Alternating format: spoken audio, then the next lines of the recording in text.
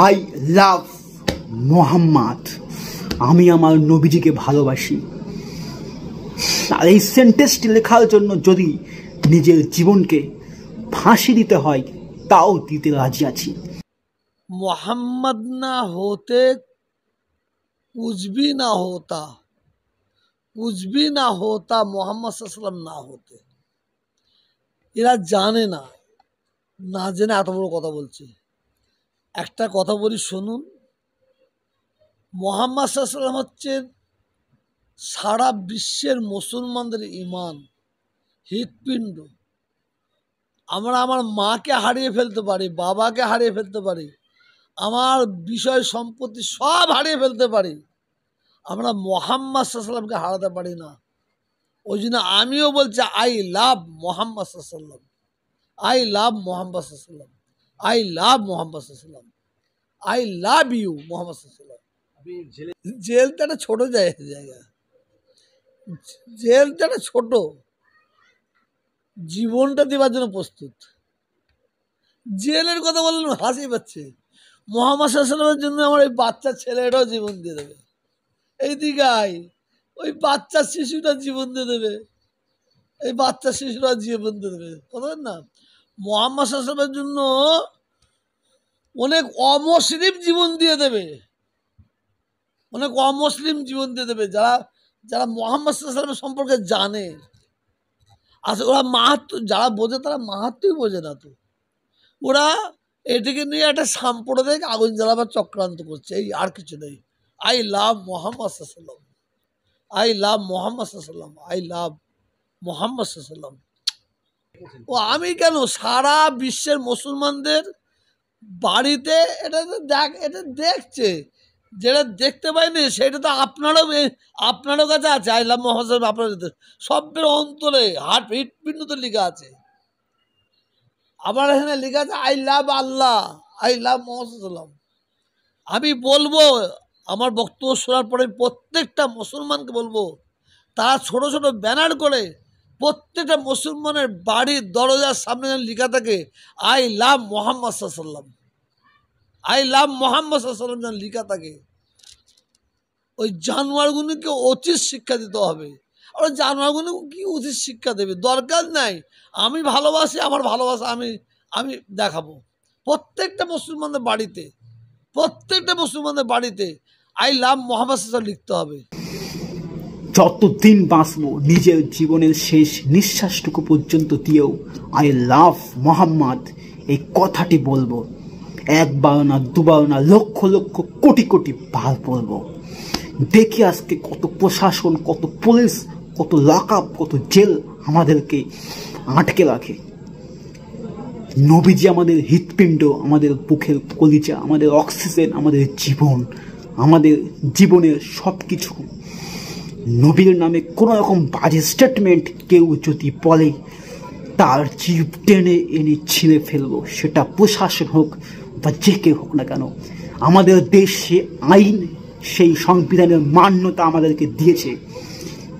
এই দেশে সেই সংবিধান অ্যাক্টিভ আছে।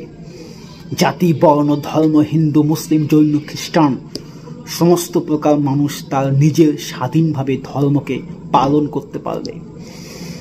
নবীর নামে কোনো কথা বললে সেটা প্রশাসন হোক বা মানুষ হোক আর যে হোক না কেন, তার জিভ টেনে এনে ছিঁড়ে ফেলবো, সেটা যে হোক না কেন। বস মনে রাখো, নবী আমাদের সব কিছু, আমাদের জীবন, আমাদের ভালোবাসা, যার জন্য নিজের জীবনটাকে হাসতে হাসতে দিতে এক্ষুনি রাজি আছি।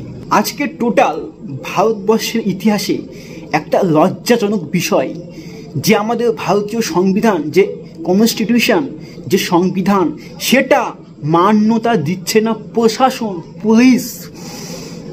সত্যি, যেখানে জাতি, বর্ণ, ধর্ম, হিন্দু, মুসলিম, জৈন, খ্রিস্টান সমাজের সমস্ত প্রকার মানুষ এবং প্রত্যেকটি জীবজন্তু সব কিছুই, যাদের হৃৎপিণ্ড, অক্সিজেন, ভালোবাসা, যার নাম সেটা হচ্ছে হযরত মুহাম্মদ সাল্লাল্লাহু আলাইহি সাল্লাম। তো এই যে সেন্টেন্সটা তিনি লিখেছিলেন ওই কমিটির, যে আই লাভ মোহাম্মদ, তো সেখানে যে পুলিশ অমানবিকভাবে ওই সমস্ত কমিটির সদস্যকে প্রত্যেকের উপর FIR বা কেস করলো, মামলা করলো। সত্যি আজকে টোটাল ভারতবর্ষের 160 কোটি মানুষের মনে একটা ব্যথা সৃষ্টি করলো যে হচ্ছেটা কি এই ভারতবর্ষে। আজকে ভারতবর্ষের সংবিধানকে মান্যতা দিচ্ছে না প্রশাসন, উত্তরপ্রদেশের শাসক দল, উত্তরপ্রদেশের প্রশাসন, পুলিশ মান্যতা দিচ্ছে না। আজকে নবীজির নামে যে জাস্ট বললো যে আই লাভ মোহাম্মদ, তো এটার জন্য কেস করলো সেই সমস্ত যুবকের উপর, FIR করলো, কেস করলো। সত্যি মানে কি বলবো, এতটা একটা এক্সাইটেড বিষয় এটা। আজকে যেখানে একটা ভারতবর্ষ দেশ একটা গণতান্ত্রিক দেশ, ডেমোক্রেসি একটা গণতান্ত্রিক দেশ, যেখানে ভারতীয় স্টেটমেন্টে সংবিধানে প্রত্যেকটি পয়েন্টে বলা আছে জাতি, বর্ণ, ধর্ম, হিন্দু, মুসলিম, জৈন, খ্রিস্টান সকল প্রকার মানুষ যে যার স্বাধীনভাবে ধর্মকে অ্যাক্টিভ করতে পারবে, ধর্মকে কাজ করতে পারবে। আর আজকের যুগে 2025 সালে মুসলমান কমিউনিটি তথা মুসলিম সমাজের উপর যে একটা অত্যাচার নেমে আসছে দিন দিন, সেটা কিন্তু খুবই একটা লজ্জাজনক বিষয়। আজকে আমাদের নবীজি যিনি সৃষ্টি না হলে সমগ্র কিছুই সৃষ্টি হতো না। সত্যি আজকে আমরা তো গর্ব করি যে আমরা শেষ নবীর উম্মত, যে নবী আমাদেরকে না নিয়ে কখনো জান্নাতে ঢুকবে না, সেই নবীর উম্মত আমরা। মনে রেখো, শুধু একবার কেন আই লাভ মোহাম্মদ এই সেন্টেন্সটা একবার কেন, লক্ষ লক্ষ কোটি কোটি বার বলবো যে I love Mohammad, I love Mohammad, I love Mohammad সাল্লাল্লাহু আলাইহি ওয়াসাল্লাম। জাস্ট এই সেন্টেন্সটা একটা গেটে লেখার জন্য পুলিশ কেস করছে, FIR করছে, মামলা করছে। সত্যি কতটা একটা লজ্জাজনক বিষয় উত্তরপ্রদেশের প্রশাসনদেরকে, শাসক দল। সত্যি যে সমস্ত পুলিশ, যে সমস্ত অমানবিক পুলিশ এই ভারতবর্ষের সংবিধানকে মান্যতা দেয় না, তাদেরকে বলা হয় দেশদ্রোহী, তাদেরকে বলা হয় কি দেশদ্রোহী।